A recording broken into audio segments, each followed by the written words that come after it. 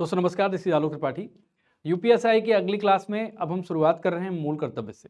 मैंने आपको बताया था कि जब हमने एफआर की चर्चा की थी, फंडामेंटल राइट की चर्चा की थी, तो मैंने बताया था कि फंडामेंटल राइट एक नकारात्मक अवधारणा है।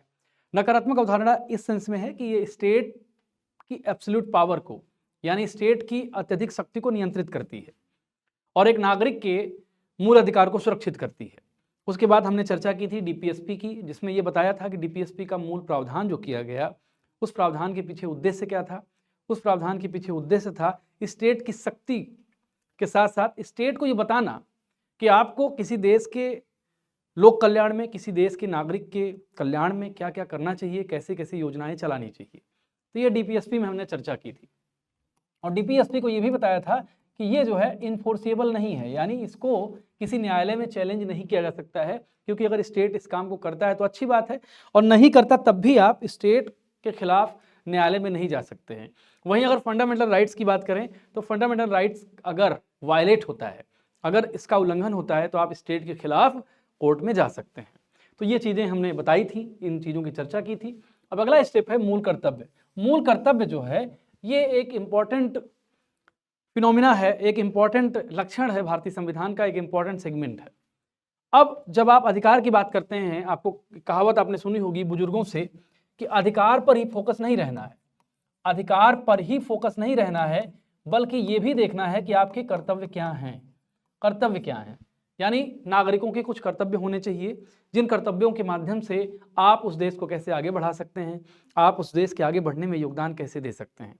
आपको बता दूं कि मूल कर्तव्यों का जो प्रावधान था, जब मूल संविधान हमारा 26 नवंबर 1949 को जो है पूरा होता है और 26 जनवरी 1950 को लागू होता है, तो मूल संविधान में फंडामेंटल ड्यूटीज, एफडी कहूंगा मैं, फंडामेंटल ड्यूटीज का प्रावधान नहीं था।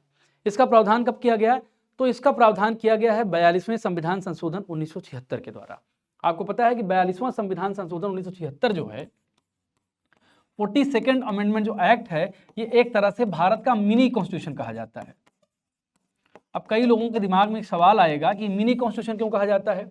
तो मिनी कॉन्स्टिट्यूशन कहने के पीछे कि कई सारे मूलभूत बदलाव और कई सारे चेंजेस इस संविधान संशोधन के द्वारा भारत के संविधान में किए गए, इसीलिए इसको मिनी कॉन्स्टिट्यूशन कहा जाता है। तो 42nd कॉन्स्टिट्यूशनल अमेंडमेंट एक्ट जो 1976 में आया, इसके तहत भारत के संविधान में भाग 4 का जोड़ा गया और भाग 4 का 51A, इसके अंतर्गत मूल कर्तव्यों का प्रावधान किया गया है। अब कई सारे प्रश्न ये भी आते हैं कि किस समिति के रिकमेंडेशन पे ऐसा किया गया। देखिए, सरकारें काम कैसे करती हैं, सरकारें समिति बनाती हैं, समिति से कहती हैं कि आप बताइए कि क्या करना चाहिए। तो समितियां बताती हैं कि भाई फला फला काम आप कर लीजिए, आप इस तरह से इंप्लीमेंट कर दीजिए, ये कर दीजिए। जरूरी नहीं है कि समितियों के रिकमेंडेशन को सरकार स्वीकार करे। कई बार सरकारें समितियों के रिकमेंडेशन को स्वीकार नहीं करती हैं, समितियों के सिफारिशों को स्वीकार नहीं करती हैं। तो स्वर्ण सिंह समिति, एक स्वर्ण सिंह समिति थी। स्वर्ण सिंह समिति ने रिकमेंड किया कि भारत के संविधान में मूल कर्तव्यों को भी जोड़ा जाना चाहिए, और बाद में मूल कर्तव्यों को भारत के संविधान में 42nd कॉन्स्टिट्यूशनल अमेंडमेंट एक्ट 1976 के तहत भाग 4 का के तहत इसको जोड़ा गया है। आगे बढ़ते हैं। भारतीय संविधान का भाग 4A या का मूल कर्तव्य से संबंधित है। यह प्रश्न भी आपके एग्जाम में आया है। मैंने बताया कि भारत के संविधान का कौन सा आर्टिकल मूल कर्तव्यों से संबंधित है, तो यह आर्टिकल है 51A, आर्टिकल 51A, याद रख लीजिए बहुत अच्छे से। इसके तहत मूल कर्तव्यों को जोड़ा गया है। अगर हम फंडामेंटल राइट की बात करते हैं तो 12 से 35 एफआर और 36 से 51 डीपीएसपी, ये भी आप याद रख लो, ये दो चीजें भी आप याद रख लो। मौलिक कर्तव्य केवल नागरिकों पर लागू होते हैं, यानी नागरिकों के कर्तव्यों पर जोर दिया गया है। मूल कर्तव्य अदालत में विचार विमर्श योग्य नहीं होते हैं। अगर मान लीजिए आप इन कर्तव्यों में कही गई बात, 10 मूल कर्तव्य जोड़े गए थे, बाद में एक और अमेंडमेंट एक्ट आया जिसके तहत 11वां जोड़ दिया गया। ये एक्ट क्या था? ये 86वें संविधान संशोधन के द्वारा, जहां पर 6 से 14 साल के बालकों को निःशुल्क शिक्षा की बात की गई थी, उसके तहत 11वां मूल कर्तव्य जोड़ा गया। लेकिन जो 10 मूल कर्तव्य हैं, 10 पहले थे, बाद में 1 हो गया, 11 हो गया। इन 11 मूल कर्तव्यों में नागरिकों से अपेक्षा की जाती है, नागरिकों से अपेक्षा की जाती है। ऐसा नहीं होता है कि नागरिक अगर इनका पालन नहीं करेंगे तो उनको जेल भेज दिया जाएगा या उन पर कोई कानूनी कार्यवाही की जाएगी। लेकिन चूंकि हम एक सिविलाइज सोसाइटी में रहते हैं, एक सभ्य समाज में रहते हैं, तो नागरिकों से अपेक्षा की जाती है कि वो इस तरह की चीजें करें और राष्ट्र को आगे बढ़ाने में योगदान दें। वर्तमान में मूल कर्तव्यों की संख्या 11 है और इनको जोड़ा कैसे गया है 42 कॉन्स्टिट्यूशनल अमेंडमेंट एक्ट के तहत, ये मैंने आपको बताया ही। इसके साथ साथ संविधान के अनुच्छेद 51 का 6 के तहत ही वन्य जीव का संरक्षण भी शामिल है। यानी 51(6) में क्या शामिल है, 51(6) एक आर्टिकल है 51 का 6, इसमें जो है वन्य जीव संरक्षण भी शामिल है। इसके अलावा संविधान के प्रति निष्ठावान रहना और उसके आदर्शों का सम्मान करना, ये आर्टिकल 51 का के तहत इसमें इसको शामिल किया गया है। मूल कर्तव्य भारत के मूल संविधान का हिस्सा नहीं थे, मैंने आपको बताया। इसके साथ साथ भारतीय संविधान के मूल कर्तव्यों के समावेशन के समय केंद्रीय जो विधि और न्याय मंत्री थे वो कौन थे, HR गोखले थे। कौन थे, HR गोखले। ये भी आप याद रख लीजिए।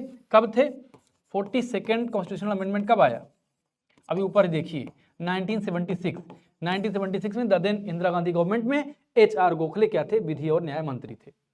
भारतीय संविधान में 10 मूल कर्तव्यों के समावेशन के समय भारत की प्रधानमंत्री कौन थी, इंदिरा गांधी थी। ये भी आप याद रख लीजिए। कुछ मूल कर्तव्यों के कार्यान्वयन के लिए कानूनी प्रावधानों के अस्तित्व की पहचान वर्मा समिति ने की थी।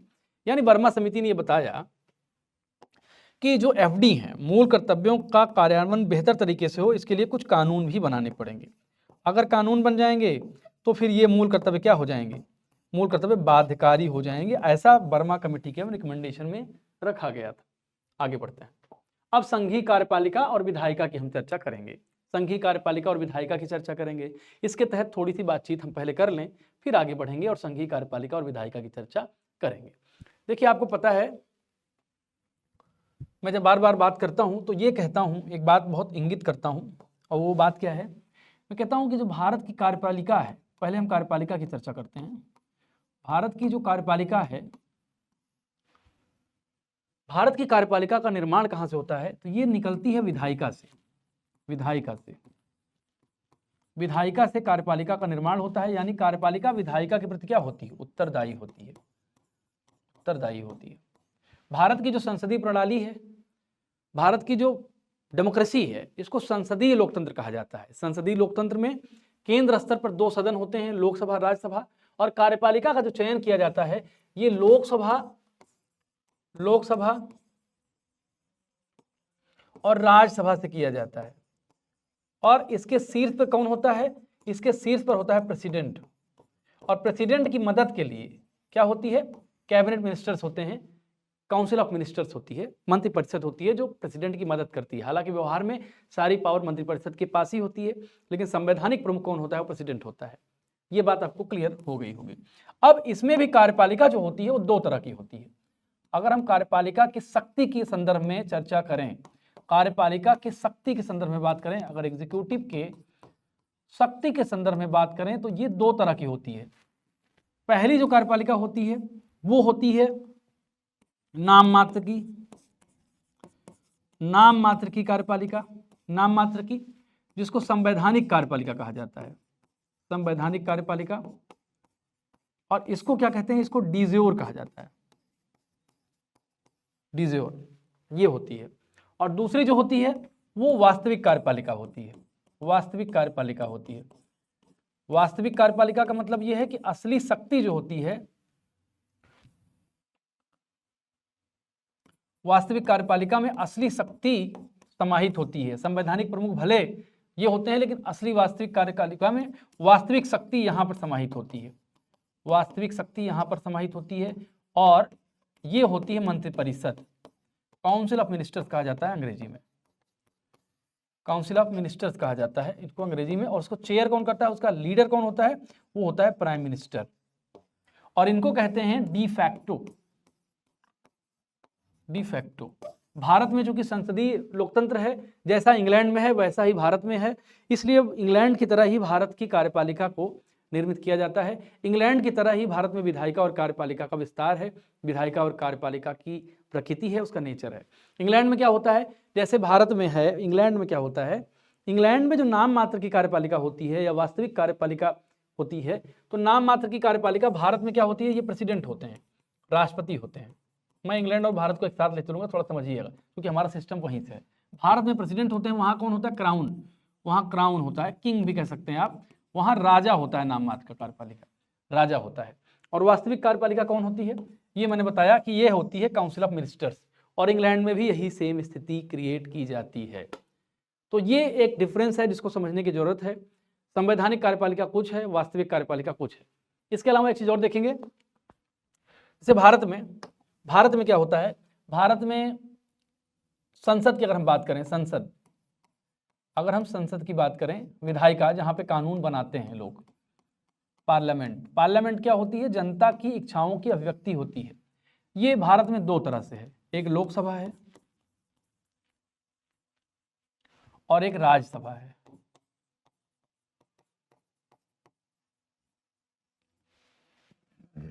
लोकसभा को कहा जाता है निचला सदन,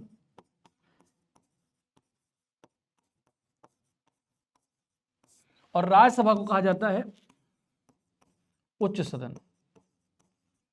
अब चूंकि हम ब्रिटेन से प्रभावित हैं, इसलिए भारत में जो लोकसभा होती है वो ब्रिटेन में होती है हाउस ऑफ कॉमन्स,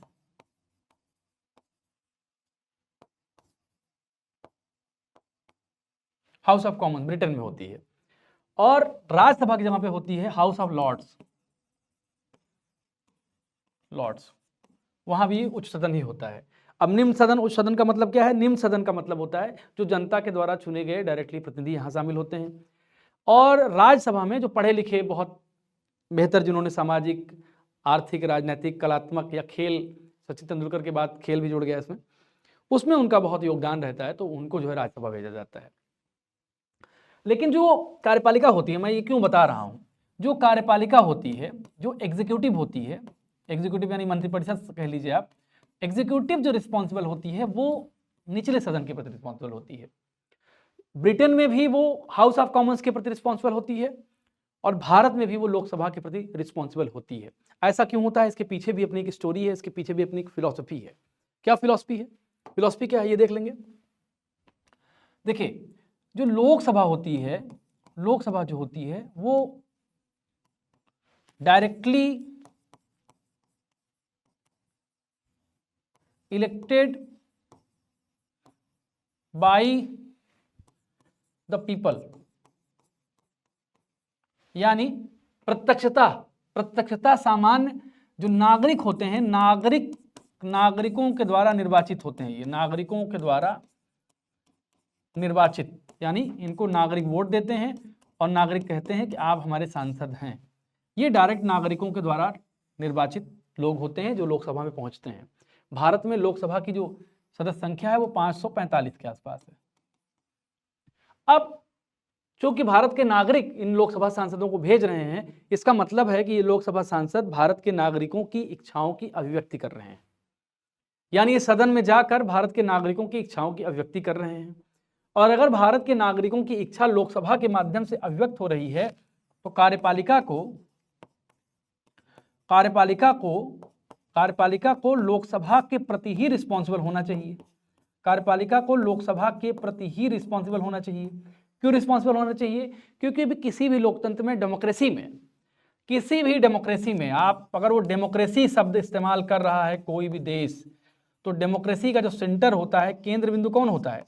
डेमोक्रेसी का केंद्र बिंदु जो होते हैं वो देश की जनता होती है, देश के नागरिक होते हैं। अब चूंकि भारत में पार्लियामेंट्री डेमोक्रेसी है, तो देश के नागरिक लोकसभा में अपने सांसदों को भेज रहे हैं। अलग अलग संसदीय क्षेत्र से अलग अलग सांसदों को आप भेजते हैं, इसका मतलब है कि वो आपकी इच्छाओं को सदन में रिफ्लेक्ट करते हैं, आपकी इच्छाओं को सदन में रिप्रेजेंट करते हैं। और अगर लोकसभा का सांसद आपकी इच्छाओं को सदन में रिफ्लेक्ट करेगा, इसका मतलब है कि आप सदन में हैं, यानी देश की जनता, देश की सामान्य जनता सदन में है। और अगर देश की सामान्य जनता सदन में है तो इसका मतलब है कि जनता का नियंत्रण कार्यपालिका पर होना चाहिए। और अगर आप प्रैक्टिकली इस बात को देखोगे, तो जनता ने सांसदों को वहां चुनकर भेजा, तो उन सांसदों का नियंत्रण कार्यपालिका पर अगर होगा, इसका मतलब है कि जनता का नियंत्रण कार्यपालिका पर होगा। इसीलिए लोकसभा के प्रति मंत्रिपरिषद उत्तरदायी होती है। आप लोग कई सारी किताबों में, टेक्स्ट बुक पे चीज देखते होंगे। ये क्यों होती है मैंने आपको ये बताया। अब देखिए यहां पढ़ते हैं, राष्ट्रीय सुरक्षा का जो दायित्व है वो किसके ऊपर होता है? वो राष्ट्रपति के ऊपर होता है। लेकिन ये प्रैक्टिकली सही बात नहीं है, ये सैद्धांतिक तौर पर सच है। संवैधानिक प्रमुख है इसलिए ऐसा कहा जाता है।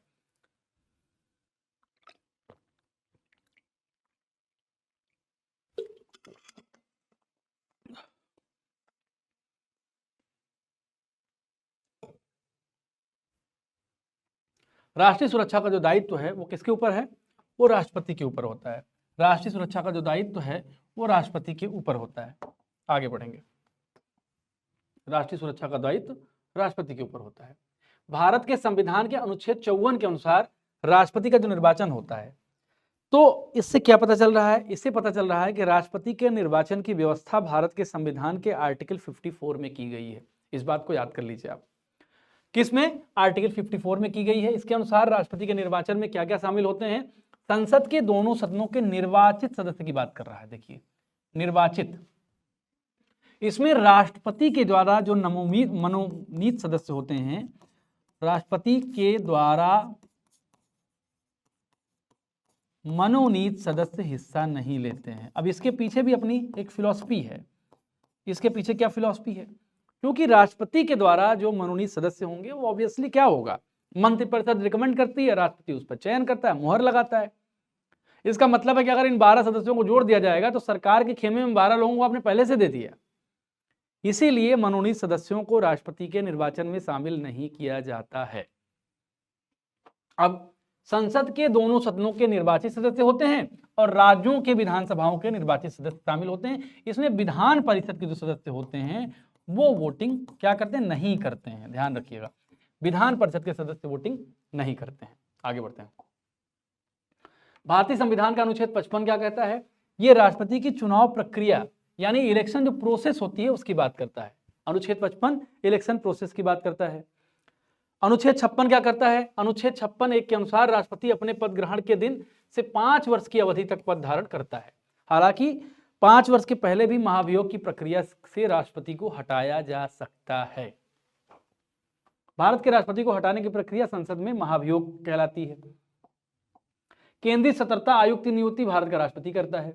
भाषाई अल्पसंख्यकों के विशेष अधिकारी की नियुक्ति भारत का राष्ट्रपति करता है। राष्ट्रपति के महाभियोग जैसे महत्वपूर्ण मामले से निपटने के लिए मूल प्रस्ताव एक स्वनिहित स्वतंत्र प्रस्ताव है।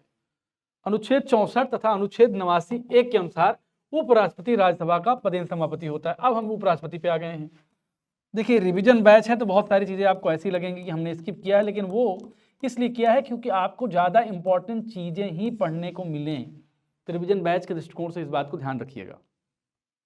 इसके अलावा अनुच्छेद 66 भारत के उपराष्ट्रपति के चुनाव से संबंधित है। यानी अनुच्छेद 66 जो है भारत के उपराष्ट्रपति के चुनाव से संबंधित है। अगर राष्ट्रपति के चुनाव की हम बात करेंगे तो अनुच्छेद 54, राष्ट्रपति का चुनाव 54, यानी फिर से आप ध्यान लीजिए, प्रेसिडेंट का जो इलेक्शन होता है वो आर्टिकल 54 और वाइस प्रेसिडेंट का जो इलेक्शन होता है वो आर्टिकल 66 होता है। इसको भी आप याद रखना। भारत का उपराष्ट्रपति निर्वाचित होने का पात्र कब होगा? जब वो भारत का नागरिक हो। और सेम यही चीज राष्ट्रपति के मामले में भी होती है। उसकी एलिजिबिलिटी भारत का नागरिक हो, 35 साल की आयु पूरी कर चुका हो, राज्यसभा का सदस्य निर्वाचित होने के लिए अहर हो, लाभ के पद पर नहीं हो। ये इसके निर्वाचन के लिए जरूरी चीज है। 66 के अनुसार उपराष्ट्रपति का निर्वाचन संसद के दोनों सदनों के सभी सदस्यों से मिलकर बनने वाले निर्वाचक गण द्वारा आनुपातिक प्रतिनिधित्व पद्धति से एकल संक्रमणी द्वारा होता है। यानी इसमें दोनों सदन के सभी मेंबर भाग लेते हैं, विधानसभा के नहीं। भारत के उपराष्ट्रपति का चुनाव करने वाले निर्वाचक मंडल में संसद के दोनों सदनों के निर्वाचित तथा मनोनीत सभी सदस्य शामिल होते हैं। राष्ट्रपति मामले में थोड़ा सा बदल जाता है, मनोनीत सदस्य नहीं होते, विधानसभा के सदस्य होते हैं। उसमें दिल्ली विधानसभा के सदस्य भी शामिल होते हैं। एक खास बात, एक बात यहाँ पे इंगित कर दूं, प्रेसिडेंट के इलेक्शन में, राष्ट्रपति के निर्वाचन में दिल्ली जो लेजिस्लेटिव असेंबली होती है उसके भी सदस्य हिस्सा लेते हैं, याद रखिएगा। अब भारत के उपराष्ट्रपति को जो शपथ दिलाते हैं वो कौन दिलाते हैं? वो भारत के राष्ट्रपति दिलाते हैं। कौन? भारत के राष्ट्रपति।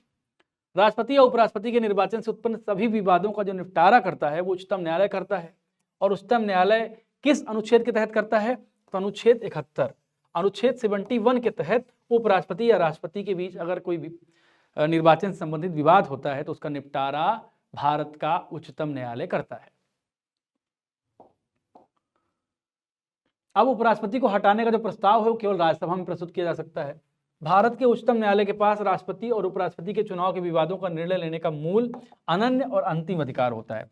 यानी अगर सुप्रीम कोर्ट ने कोई बात इनके निर्वाचन में कह दी, सुप्रीम कोर्ट ने अगर कह दिया तो आपके पास फिर कोई रास्ता नहीं होगा, फिर आप कहीं और नहीं जा सकते हो।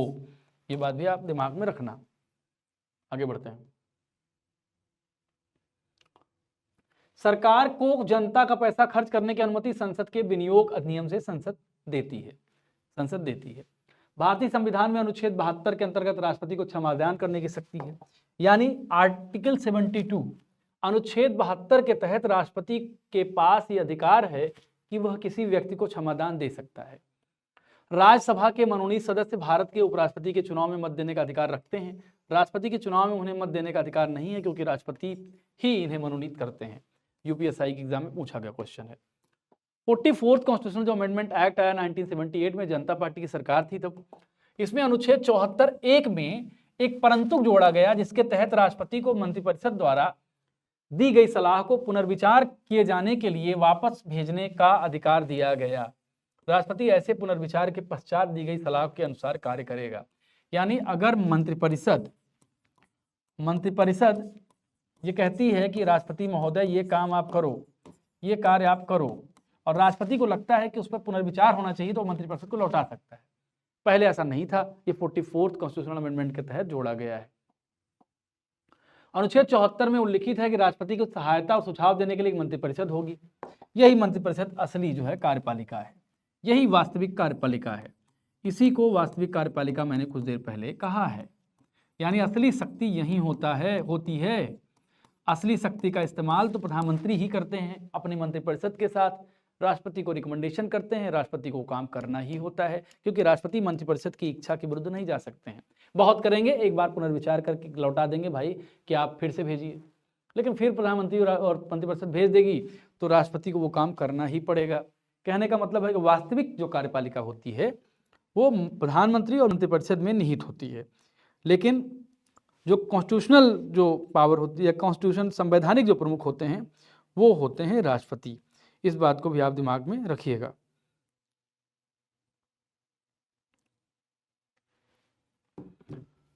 अब भारतीय संविधान के अनुच्छेद 74, 75 केंद्र में सरकार के संसदीय स्वरूप से संबंधित है।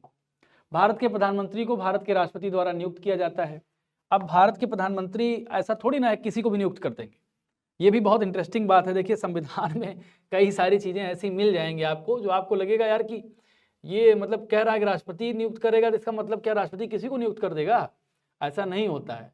चुनाव के बाद जब लोकसभा का चुनाव होता है, जिसे आम चुनाव भी कहा जाता है, तो आम चुनाव में राष्ट्रपति देखता है कि किस दल को बहुमत मिलने की संभावना है या किस दल ने बहुमत प्राप्त कर लिया है। और अगर किसी एक दल ने बहुमत नहीं प्राप्त किया है तो कुछ दलों के गठबंधन ने बहुमत प्राप्त किया होगा, और अगर कुछ दलों के गठबंधन ने बहुमत प्राप्त किया होगा तो उस गठबंधन को राष्ट्रपति इनवाइट करता है।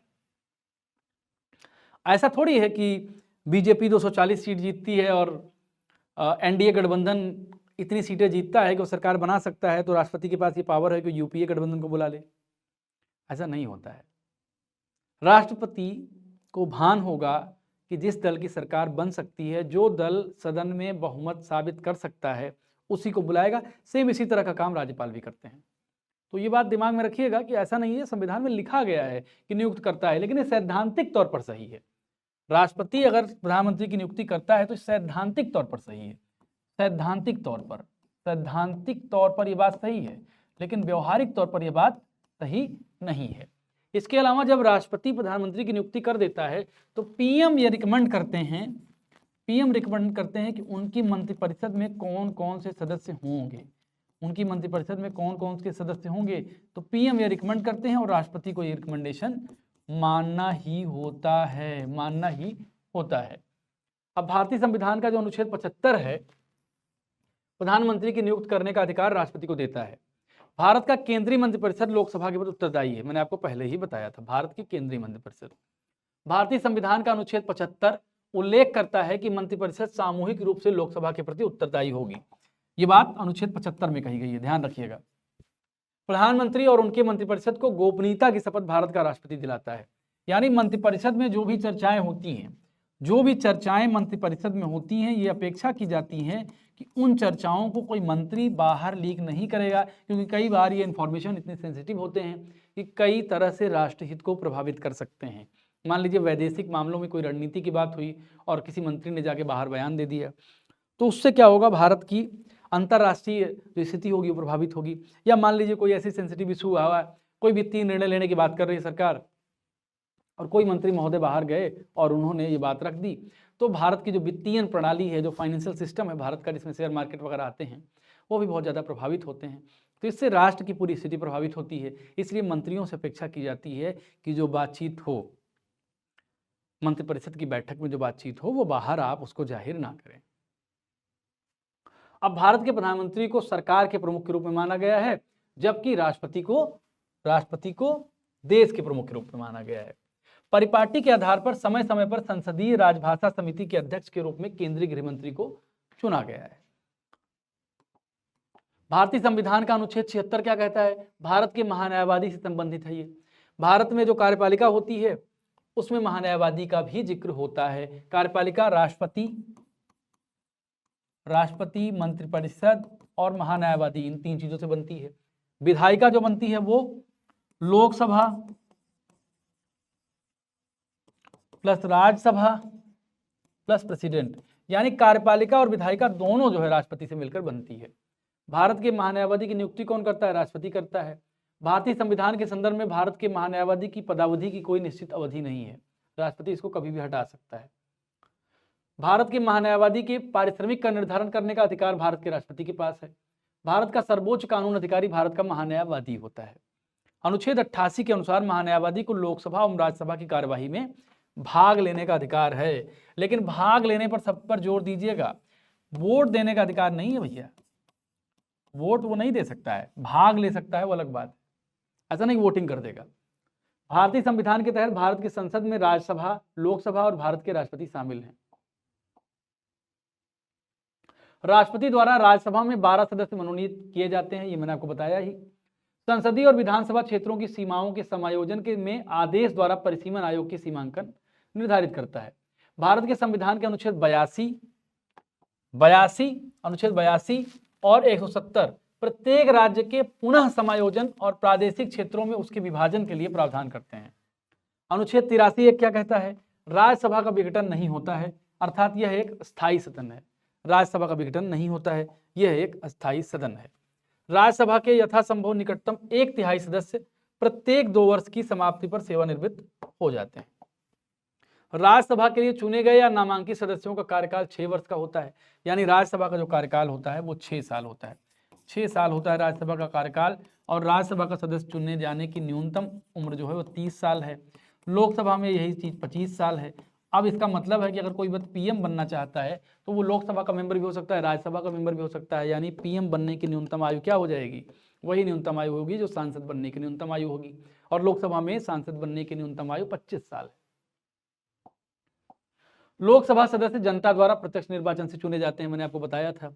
लोकसभा सदस्यों की अधिकतम जो संख्या होती है 550 होती है। 530 राज्यों और 20 संघ राज्यों से मिलकर बनती है।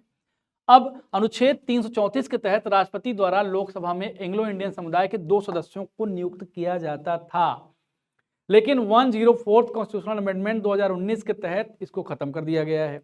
ये भी याद रखिएगा, कई बार क्वेश्चन पूछा गया है।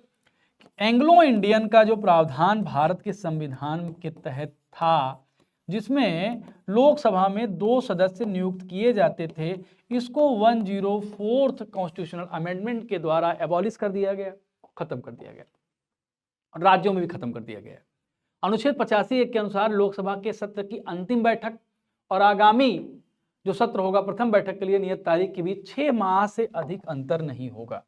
6 माह से अधिक का अंतर नहीं होगा। इस प्रकार लोकसभा के कम से कम 2 बार सत्र बुलाए जाते हैं और कम से कम 2 सत्र, हालांकि 3 सत्र होते हैं। अनुच्छेद 85(2) ख के तहत लोकसभा को कार्यकाल पूरा होने से पहले भंग नहीं किया जा सकता है। प्रधानमंत्री की सिफारिश पर राष्ट्रपति द्वारा लोकसभा को कार्यकाल से पहले भंग किया जा सकता है। प्रधानमंत्री की सिफारिश पर राष्ट्रपति द्वारा लोकसभा को कार्यकाल के पहले भंग किया जा सकता है। इसका क्या मतलब है? इसका मतलब है कि देखिए, ये थोड़ा सा ब्लंडर हो गया। लोकसभा को कार्यकाल पूरा होने से पहले नहीं, राज्यसभा को, यहाँ पे राज्यसभा होगा, यहाँ क्या होगा, यहाँ राज्यसभा होगा, यहाँ राज्यसभा होगा, गलती से लिख दिया गया लोकसभा। यानी राज्यसभा का कार्यकाल समाप्त नहीं किया जा सकता, जबकि लोकसभा का कार्यकाल प्रधानमंत्री की सहमति के बाद राष्ट्रपति द्वारा लोकसभा को कार्यकाल से पहले भंग किया जा सकता है। अगर संविधान के अनुच्छेद 64 और 89(1) में ये उल्लिखित है कि भारत का उपराष्ट्रपति राज्यसभा का पदेन सभापति होगा, भारत का उपराष्ट्रपति राज्यसभा का पदेन सभापति होगा। उपराष्ट्रपति राज्यसभा का सदस्य नहीं होता है, उपराष्ट्रपति राज्यसभा का सदस्य नहीं होता, इसलिए वोटिंग नहीं करता उसमें। संविधान के अनुच्छेद 93 में उल्लिखित है कि लोकसभा या सीग अपने 2 सदस्यों को अपना अध्यक्ष और उपाध्यक्ष चुनती है। अनुच्छेद 94 ख के तहत लोकसभा का अध्यक्ष अपना हस्ताक्षर युक्त त्यागपत्र लोकसभा उपाध्यक्ष को सौंपता है। अनुच्छेद 94 ग के अनुसार लोकसभा के तत्कालीन सभी सदस्यों के बहुमत से पारित संकल्प के द्वारा लोकसभा अध्यक्ष या उपाध्यक्ष को पद से हटाया जा सकता है, किंतु ऐसा संकल्प तब तक प्रस्तावित नहीं किया जा सकेगा जब तक इस आशय की कम से कम 14 दिन पूर्व लिखित सूचना न दे दी गई हो। अनुच्छेद 94 क्या कहता है कि द्वितीय परंतु के अनुसार जब कभी लोकसभा का विघटन किया जाता है तो विघटन के पश्चात क्या होता है, तो विघटन के पश्चात होने वाले लोकसभा के प्रथम अधिवेशन के ठीक पहले तक अध्यक्ष अपने पद को रिक्त नहीं करता है। नवनिर्वाचित सदन में लोकसभा के अध्यक्ष के चुनाव से पूर्व सदन के सामान्यतः सर्वाधिक वरिष्ठ सदस्य को प्रोटेम स्पीकर राष्ट्रपति द्वारा नियुक्त किया जाता है। ये क्या करते हैं, ये शपथ दिलवाते हैं सबको। अनुच्छेद 96(2) के तहत लोकसभा अध्यक्ष उसे पद से हटाने के प्रस्ताव पर प्रथमतः मत देने का हकदार है, किंतु मत बराबर रहने की दशा में मत देने का हकदार नहीं है। जब आपातकाल की उद्घोषणा चल रही हो तब भारतीय संसद को लोकसभा का कार्यकाल बढ़ाने का अधिकार है। राज्यसभा के सदस्यों के रूप में चुने जाने के लिए किसी व्यक्ति की न्यूनतम आयु कितनी होनी चाहिए, 30 साल। यदि मध्यवर्ती चुनाव ना हो तो लोकसभा और प्रत्येक राज्य विधानसभा के लिए चुनाव प्रत्येक 5 वर्ष में होना चाहिए। उत्तरदायी शासन क्या होता है, उत्तरदायी शासन सरकार के संसदीय स्वरूप के रूप में भी जाना जाता है। उत्तरदायी शासन का क्या मतलब होता है, इसको थोड़ा समझ लेते हैं। देखिए कुछ वर्ड्स ऐसे हैं जिनको आप अगर अच्छे से समझ लेंगे तो बहुत काम आपको आएगा, आपको समझने में। कभी आप कोई और तैयारी भी करते हैं एसआई के अतिरिक्त सिविल विल की, उसमें भी काम आएगा। देखिए उत्तरदायी शासन, उत्तरदायी शासन, आप थोड़ा इसको डिकोड करिए। कोई शब्द हो इसको आप अगर डिकोड करोगे तब मजा आएगा बात करने में। उत्तरदायी शासन का मतलब शासन कौन करता है, कार्यपालिका, कार्यपालिका। मतलब शासन को हमने क्या कर लिया, शासन को हमने कार्यपालिका कह दिया, क्योंकि शासन कार्यपालिका ही करती है। उत्तरदायी यानी उत्तरदायी कार्यपालिका। उत्तरदायी कार्यपालिका का मतलब क्या है, कार्यपालिका है कौन, ये भी ध्यान रखिए। कार्यपालिका है काउंसिल ऑफ मिनिस्टर्स,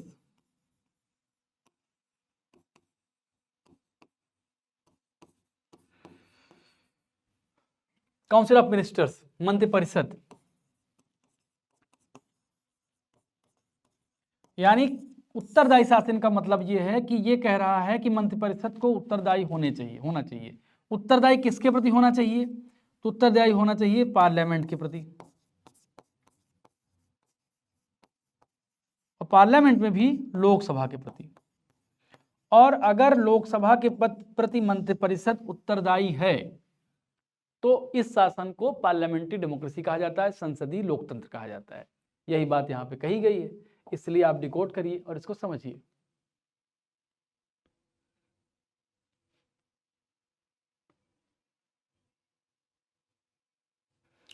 आगे बढ़ते हैं। सरकार के संसदीय स्वरूप का दूसरा नाम राजशाही शासन नहीं है। 5वीं लोकसभा का कार्यकाल संसद के कानून द्वारा एक बार में 1 वर्ष के लिए 2 बार बढ़ाया गया था। भारत की राज्यसभा के पदेन अध्यक्ष भारत का उपराष्ट्रपति होता है। केवल लोकसभा सदस्य लोकसभा के अध्यक्ष के चुनाव में भाग लेता है। भारतीय संसद समूह का पदेन अध्यक्ष लोकसभा अध्यक्ष होता है, जो भारत का संसद और विश्व की विभिन्न संसदों के बीच एक कड़ी है। नवनिर्वाचित लोकसभा की बैठक की अध्यक्षता करने के लिए स्पीकर प्रोटेम की नियुक्ति भारत का राष्ट्रपति करता है, ये मैंने बात की थी। लोकसभा अध्यक्ष लोकसभा के उपाध्यक्ष के चुनाव की तारीख तय करता है। भारत में अध्यक्ष और उपाध्यक्ष के पद भारत सरकार अधिनियम 1935 के प्रावधान के तहत सृजित हुए हैं, ये भी याद रखिएगा। 1935 के प्रावधान के तहत सृजित हुए हैं। लोकसभा की बैठक के गठन के लिए गणपूर्ति संसद के कुल सदस्य संख्या का 10वां भाग है। मतलब 1/3 अगर भाग होगा तो ये गणपूर्ति मानी जाएगी, ये गणपूर्ति मानी जाएगी।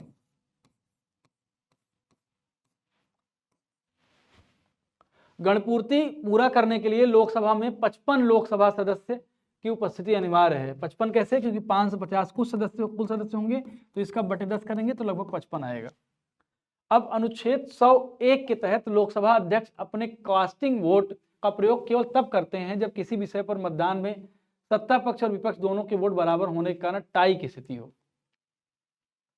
अनुच्छेद 103 के अनुसार लोकसभा या राज्यसभा का कोरम कुल सदस्य संख्या का 1/10 होता है। लोकसभा मुख्य विपक्षी दल की मान्यता हेतु भी यही 1/10 सदस्य होते हैं। लोकसभा स्थगन लोकसभा अध्यक्ष करता है, जबकि सत्रावसान और विघटन राष्ट्रपति करता है। किस आर्टिकल के तहत? आर्टिकल 85(2) के तहत। अनुच्छेद 101(4) के अनुसार संसद एवं 190(4) के अनुसार राज्य विधानमंडल किसी संसद सदस्य की सदस्यता तब समाप्त की जा सकती है जब वो 60 दिन की अवधि तक सदन की अनुज्ञा के बिना उसके सभी अधिवेशनों में अनुपस्थित रहता है। यानी 60 दिन तक अगर आप नहीं बताओगे तो आपकी सदस्यता जा सकती है, परंतु 60 दिन की उपर्युक्त अवधि में ऐसी अवधि को शामिल नहीं किया जाता है जिसके दौरान वह संसद सत्रावसित या निरंतर 4 से अधिक दिनों के लिए स्थगित रहता है। गणपूर्ति पूरा करने के लिए राज्यसभा में 25 सदस्य पीठासीन अधिकारी मौजूद होने चाहिए। भारतीय संविधान का अनुच्छेद 105 संसद के 2 सदस्यों के विशेषाधिकारों से संबंधित है। यानी संसद के विशेषाधिकार में क्या होते हैं? इसमें संसद में जो भी आप बोलते हैं, संसद में जो भी आप बोलते हो, उस बोलने पर आपके खिलाफ कोर्ट में कोई कार्यवाही नहीं हो सकती है। साधारण विधेयक किसी भी सदन में पहले प्रस्तुत किया जाता है,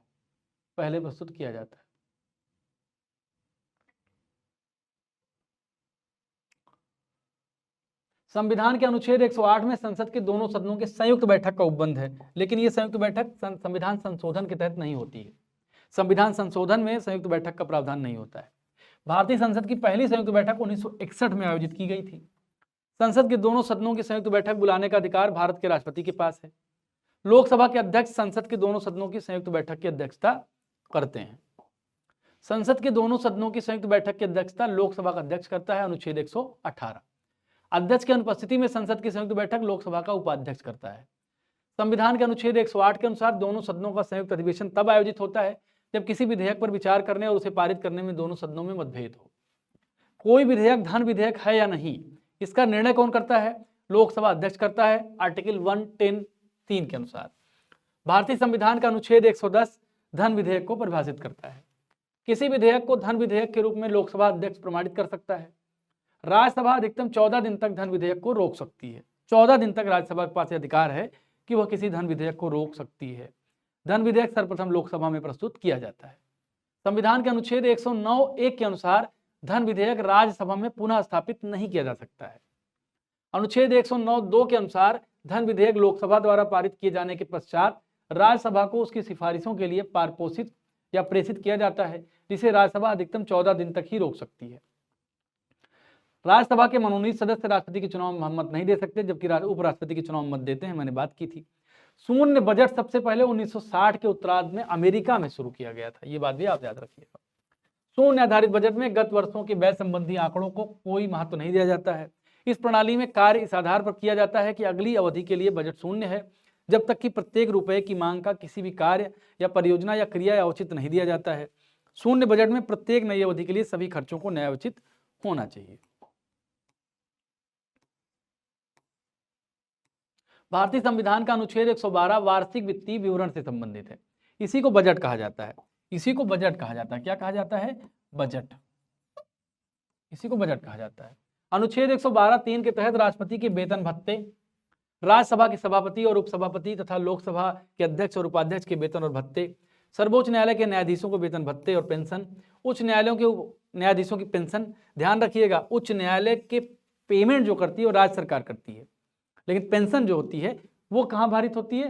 वो भारत की संचित निधि पर भारित होती है।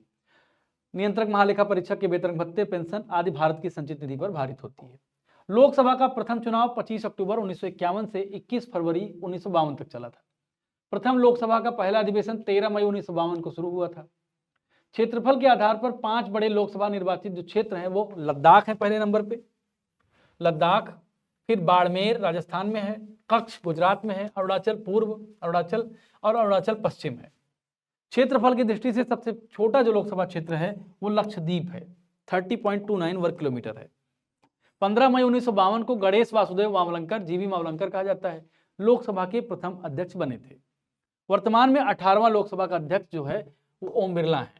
उपराष्ट्रपति को उपराष्ट्रपति पद के लिए वेतन नहीं प्राप्त होता, बल्कि राज्यसभा के सभापति के रूप में वेतन प्राप्त होता है।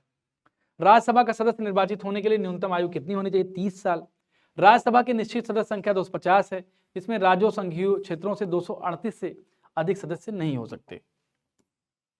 भारत की प्रथम अभिनेत्री जिन्हें राज्यसभा के लिए नामांकित किया गया नरगिस दत्त थी। सर्वपल्ली राधाकृष्णन राज्यसभा के प्रथम सभापति थे, यानी भारत के पहले उपराष्ट्रपति थे। लोकसभा की समिति के अध्यक्ष के रूप में लोकसभा अध्यक्ष परंपरा के अनुसार विपक्ष के किसी नेता को मनोनीत करता है।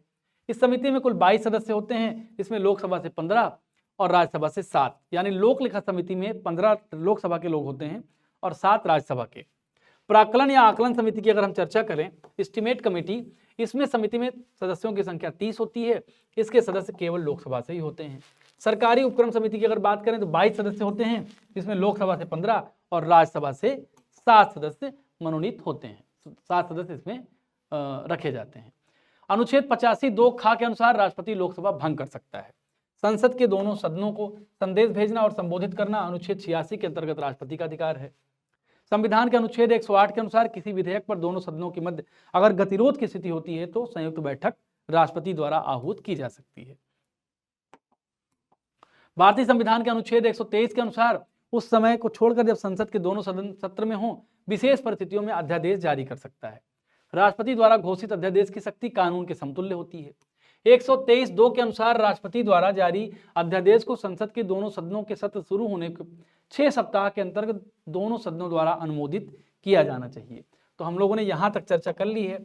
अगली क्लास में यहाँ से शुरू करूंगा, जब अनुच्छेद 123 की चर्चा फिर से करूंगा। तो आप वीडियो में बने रहिए, हमारे क्लास को ज्वाइन करिए, यूपीएसआई बैच को ज्वाइन करिए। फीस केवल 398 है, 15% छूट के साथ ये फीस बहुत और कम हो जाएगी, जिसमें आपको 90 से ज़्यादा वीडियो लेक्चर मिल रहे हैं, 80 से ज़्यादा कंटेंट आपके घर भेजा जाएगा और आपको टेस्ट सीरीज भी प्रोवाइड की जाएगी। बने रहिए हमारे साथ। नमस्कार।